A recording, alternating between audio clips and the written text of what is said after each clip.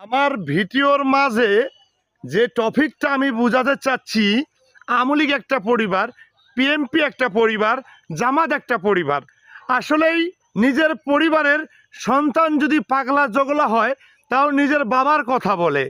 তো আসলেই বিএনপিও একটা আমাদের পরিবার।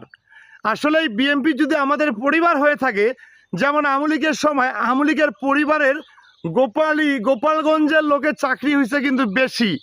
তো বিএনপি সরকারকে আমি বলতে চাই, আমার মেসেজের মাধ্যমে, এই পৃথিবীতে আমার কোনো চাওয়া পাওয়া নাই যে বিএনপি পরিবারের যে ছেলেপেলে আছে এরা যেন সরকারি চাকরি বাকরি পায়।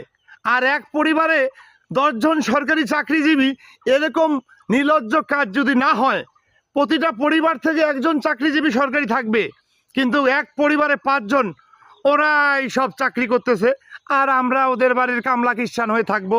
এরকমটা যদি না হয় নেতা, আমার মাধ্যমে আমি চাচ্ছি, আমার পৃথিবীতে চাওয়া পাওয়া কিচ্ছু নাই।